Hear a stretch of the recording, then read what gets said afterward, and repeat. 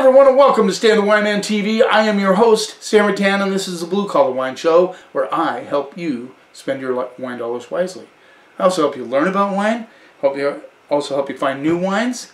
Yeah, I like doing it. I love it, and I'm getting close to 500 subscribers, excuse me.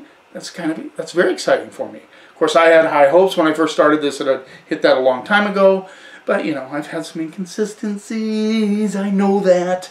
But I appreciate your support. Thank you very much. I'm getting a lot more comments, which I really like. We're talking about a grape called Sagrantino, and I'm pretty sure that a lot of people have not heard of Sagrantino. And we're talking about, in particular, Montefalco Sagrantino, which is a specific DOCG appellation in Umbria. Umbria, as you know, this is a map of Italy. You got down here the Hill of the Boot, but right here is Rome. Right there's Rome, and it's right above Rome, central Italy, called Umbria. And this, they believe that Sagrantino, this is the only place that it comes from. So that's kind of exciting. There could be somebody else doing it somewhere, but it comes from Umbria.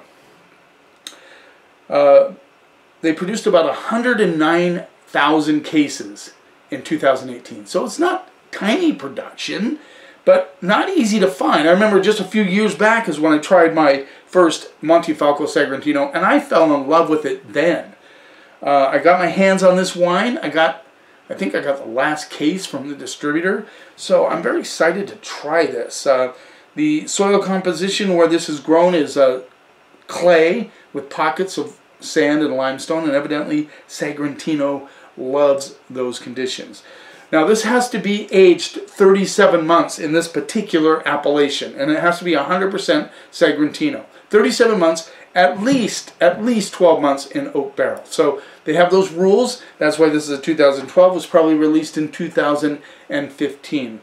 I believe that Montefalco Sagrantino is a very ageable wine, and we're going to find out. So this is the 2012 Cantina Fratelli Part A. Montefalco Sagrantino rolls in at $30. There you go.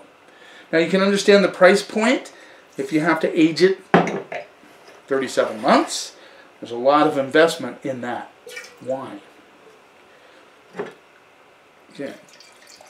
I can tell just by pouring it, it's old. It's very, it's almost like a burgundy color, but with brown on the edges. And anytime you see brown on the edge of your wine, you know it has age. It's not a bad thing, but that's what indicates age, is it starts getting that copper kind of brown color on the edge, and this has it for sure. Let's see what we get on the nose. I'm getting currants, a little raspberry action, some blackberry, getting a little plum. Also a good hit of a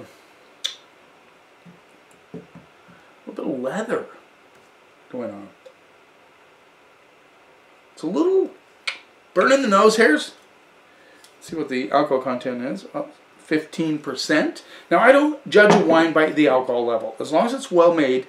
I've seen some pretty high alcohol wines that you could not tell the alcohol was there. But I get it on the nose a little bit, just a little.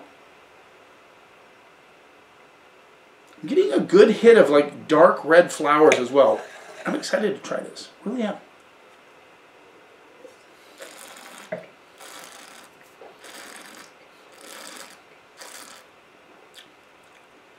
That's a spicy meatball.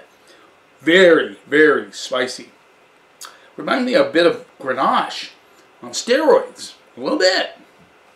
Very, very solid tannins. A little bit of grit on them, but approachable. I would suggest this with food, for sure. I could drink it all by itself, but man, the food.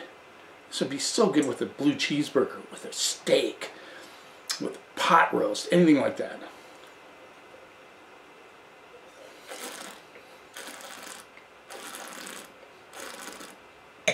The currant and leather notes are there. A little bit of raspberry, a little kiss of raspberry coming through on the backside. The blackberry notes are in there as well. More ripe blackberries. Seriously, gritty tannins on the backside. But not offensive, not out of balance. This is a very balanced, well-made wine. And you can actually taste the age, which I find is really cool. I would venture to say this could go another 3 years. I would be careful though with that. It's pretty good right now. It's pretty stinking good right now.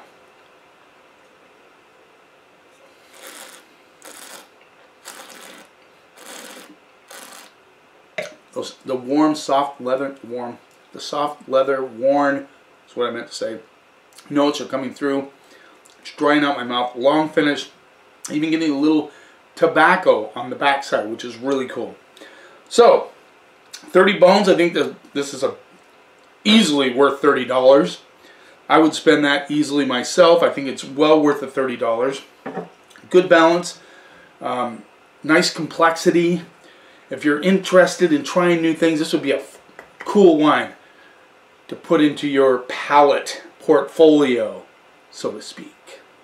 I'm gonna go straight up A on this. I think it is a very solid wine, and again, I said I would venture to say it'll age 3 to 4 more years.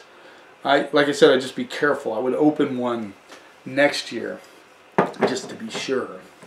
It's a little bit of an investment. I always say if you're gonna at least buy 3 to 4 bottles. That's $100 bucks, around $100 investment, just to see if it will age well. And I don't know how many of you guys like to play with that. One of the biggest hits I got, one of my most popular episodes is Can You Age Inexpensive Wines? And I'm going to do another one because I have a lot of value wines in here that I put away because that's kind of my jam. I like to see if they'll age. So, there you go. A wine, Montefalco Sagrantino. Try one. They're not all 30 bucks. I think on Wine Search it said this one averaged 26. So, you know, there you go. Thanks for taking a little time every day. I appreciate your support. I mean, getting close to 500 subscribers. That's exciting. Tell your friends about it. If you haven't subscribed yet, please subscribe to my channel. You keep watching, and I'll keep helping you spend your wine dollars wisely.